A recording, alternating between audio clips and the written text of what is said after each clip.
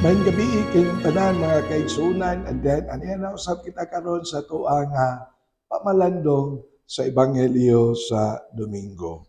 And then aniya na kita sa ikapito na Domingo sulod sa tuig. And then niini ato karon nga pagpamalandong ang Ebanghelyo ato pagkutluon gikan sa Ebanghelyo ni San Lucas Kapitulo 6, versikulo 27 ngadto sa 38. Ang Ginoo manaag kaninyo pagbasa gikan sa Santos nga Ebanghelyo sumala ni San Lucas. Himayaw ni Kao o Ginoo. Si Jesus mingon ngadto sa iyang mga tinun-an. Sultihan ko kamo nga namati kanako. Higugmaan ninyo ang inyong mga kaaway ug buhata ang maayo alang niadtong nagdumot kaninyo. Panalangini ang manghimaraot kaninyo o pag-ampo kamo alang sa nagdaog-daog kaninyo. Kung may musagpa sa inyong aping, ipasagpa usab ang pikas, ug kung adunay muagaw sa inyong kamisa dentro, ihatag usab ang inyong kamisin. Hatagin ninyo ang tanan nga mangayo, ug kung may mo kuha sa inyong butang, ayaw na kini og bawia. Buhata ngadto sa mga tao ang gusto ninyo nga buhaton nila nganha kaninyo. Kung mauray higugmaon ninyo sila nga nahigugma kaninyo, nganong magpaabot pa kamo og panalangin?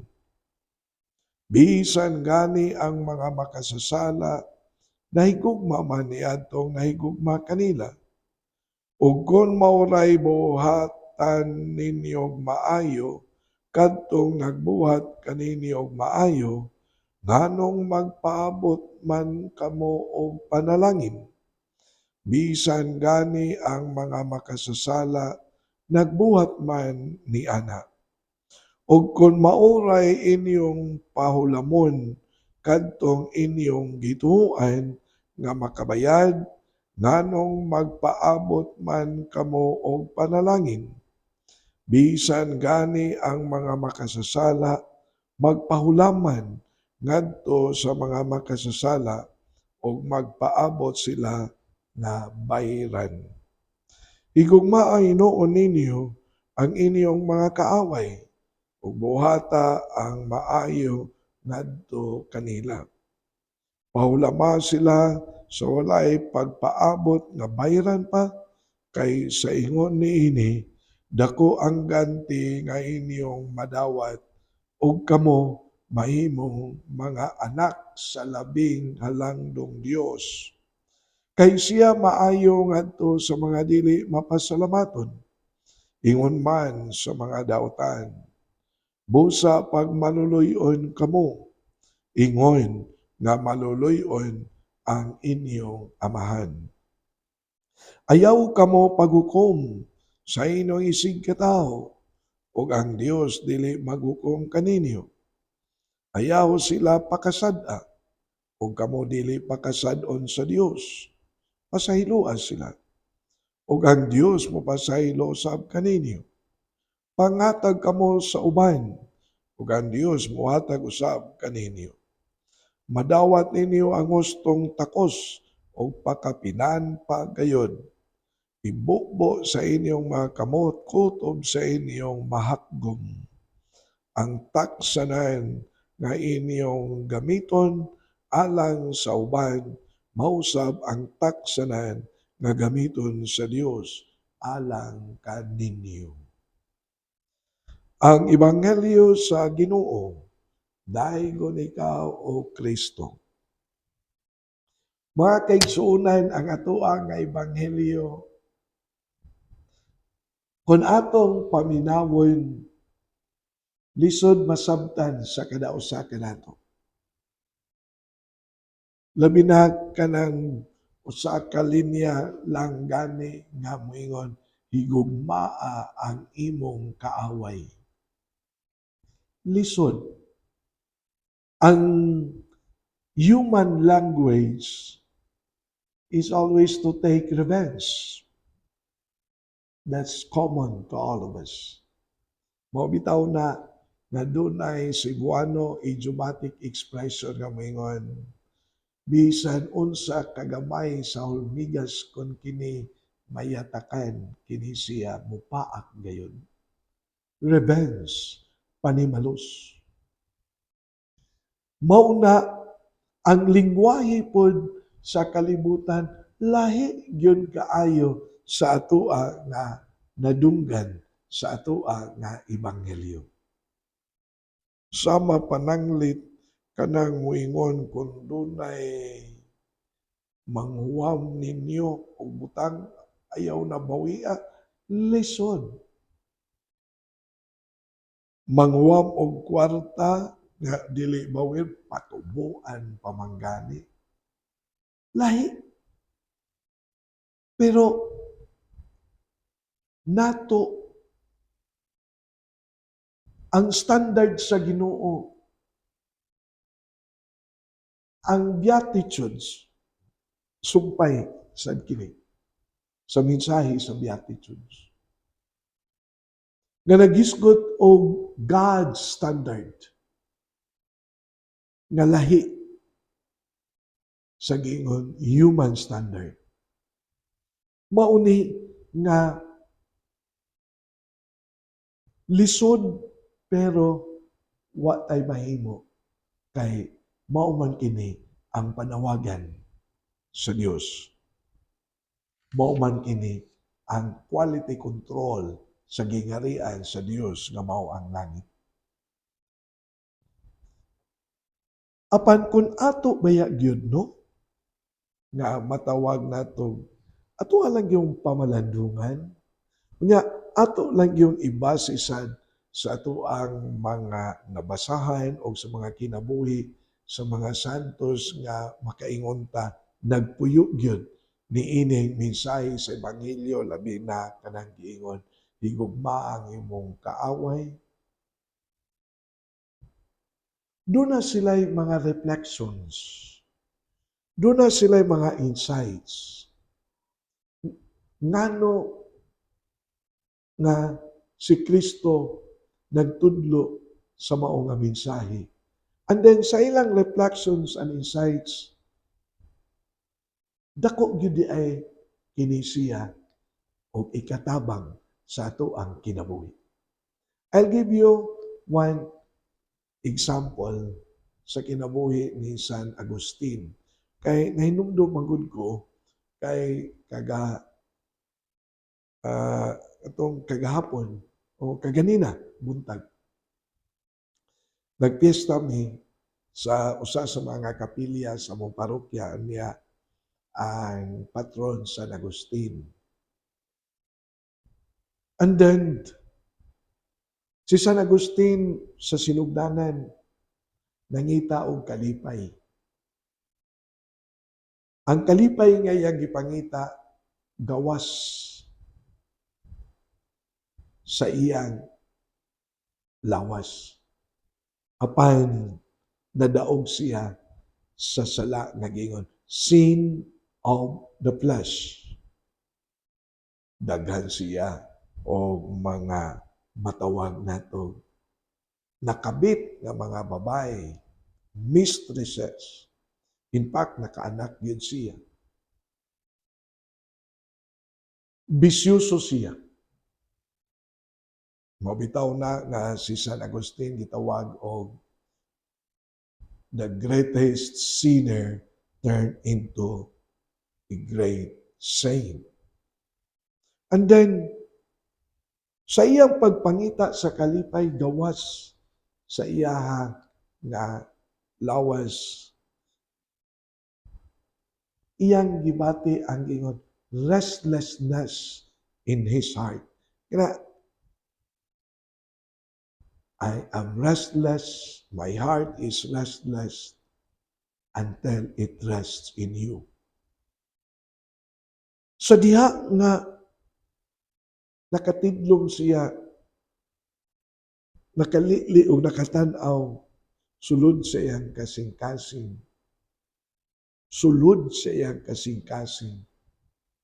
Dito niya masinati ang gingon, the transformation, conversion of his life. Na tungod niini, si San Agustin nahimong iconic of a new restored man. Nahimo siyang santo. Mao ni nga nindot man kaayo ang iyang pagtulun-an tungod sa maong kasinatian o mingon siya. Ang kasing-kasing sa tao kinahanglan mahibalo unsa ang duha kagugma nga angayan nga mahibaw-an sa tao. Ang gugma sa Dios ug ang gugma sa iyang isig nga tawo. Ug diha sa gugma sa iyang isig nga tawo, musulod ang ebanghelyo nga miingon, higugmaa ang imong kaaway, kay ang imong kaaway mao ang imong isig nga tawo. Sa dugang nga pamalandong ni San Agustin, miingon siya, tinuod ang una nga sugo mao pagigugma sa Dios. Ug ang ikaduha mao pagigugma sa atong isig nga tawo. Apan si San Agustin miingon, unaha paghigugma ang imong isig nga tawo aron ka masayon ug unya makasabot ka ug mahibalo ka unsaon paghigugma sa Dios. Maunang mingon siya, kadako nga katawanan nga muingon ka na higugma ka sa Dios nga wa makita. And then, ang imong kinabuhi wala magpakita nga ikaw nahigugma sa imong isig nga tawo. Nga mas nakita pa nimo, mas imo pang interact sa imong kinabuhi. And then, mayroon ka, nahigugma ka sa Dios, nga wa ka may gugma sa imong isig nga tawo. Matod pa ni San Agustin. With these reflections, makaingon ta sa atong kaugalingon, si Kristo mingon, higugmaa ang imong kaaway aron ka makahigugma sa Dios nga maoy nagsugo kanimo. Dili ba mga kaigsuonan? Sa maong nga pamalandong sa usa ka banggiitan nga santo, San Agustin,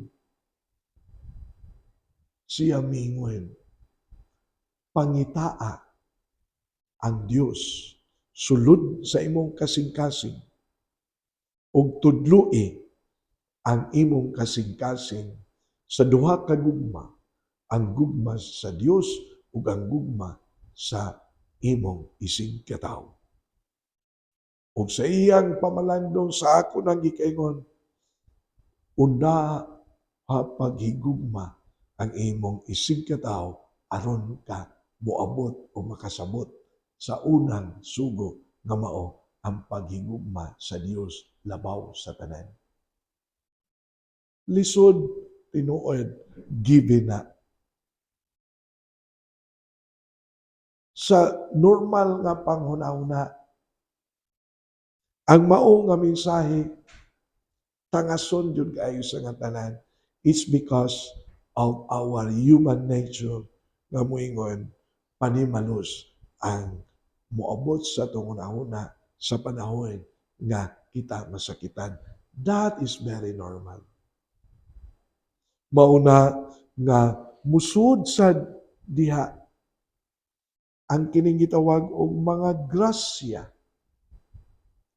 Grasya sa pag-ampo, grasya sa mga sakramento, grasya sa mga kalihukan diya sa simbahan, labi na karon nga tuiga, Jubilee Year 2025, Year of Grace.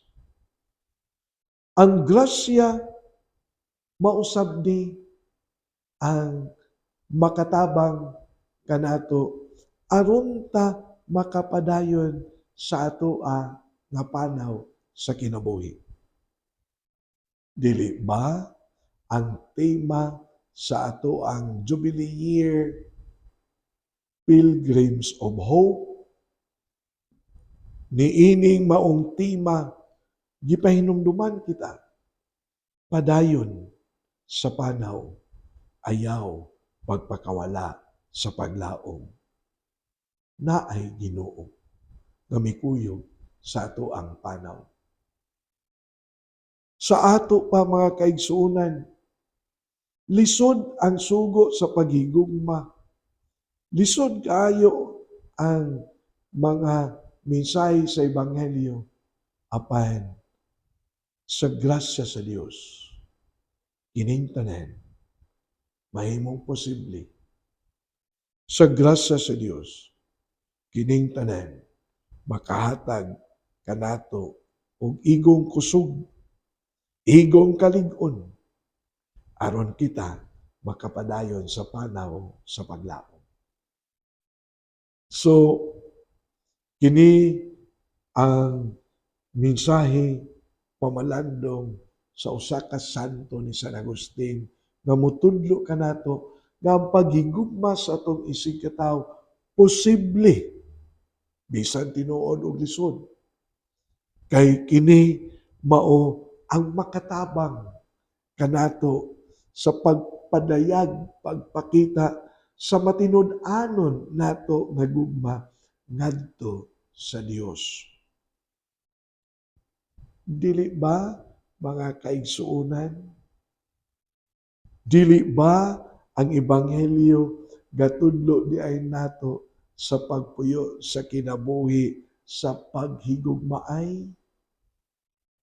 Sama nga ang Ginoo gugma mauna gitawag usab kita sa kinabuhi sa paghigugmaay. Normal gyud kaayo sa nga tanan. Kung duna kay matawag nato og kaaway, kontra, and then ang ato sab nga kinabuhi maapektuhan. Our life becomes very stressful. We can even have sleepless nights because of the anger and hatred inside. We'll always think of how we can take revenge sa nakapasakit nato. And then, masakripisyo ang kinabuhi na ngayon unta kita na magmalipayon sa kalibutan. Dili ba? Then, ang atong interpersonal relationships, ang atong interaction sa atong isig katawo, dili na maayo. Lagi tungod sa mga negatibo nga mga energy nga mao'y naghari kanato. Ang paghigugma sa atong kaaway, usa ka mensahe aron kita makapadayag sa tinuod natong gugma ngadto sa Dios. Matod pa sa pamalandong ni San Agustin nga ang atong kasing-kasing tudluan nato sa duha ka gugma. Gugma sa Dios ug gugma sa atong isig katawo. So manghinaot kita nga nining atong ebanghelyo karon atuang mapuy-an ang kinabuhi sa paghigugmaay. Dapiton ko kamo sa pag kuyog kanako sa atuang mga pag-ampo sa mga masakiton. Among langit ng Amahan, panalangin niya among mga kaigsuonan nga mga masakiton. Ayuwa silang tagsa-tagsa ka mga balatian.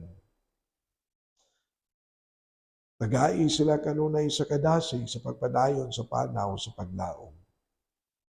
Amo sa apil ang mga nagatiman kanila nga unta na kanunay ang kadasig gugma sa pagatiman sa mga masakiton. Kining tanan among gituboy pinaagi ni Kristo among Ginoo. Amen.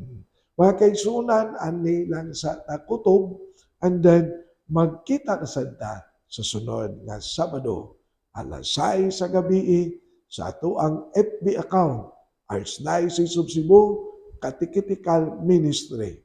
Nga sa samang oras, alas 6 sa gabi sa ako nang gikaingon. And then, manghinaot ta na makapadayon ta sa ato ang pamalandong sa Ebanghelyo sa Domingo. Kini si Father Joseph Intig, ang kanunay nga naguban kaninyo, gini ato ang ako nang gingon, pamalandong sa Ebanghelyo sa Domingo.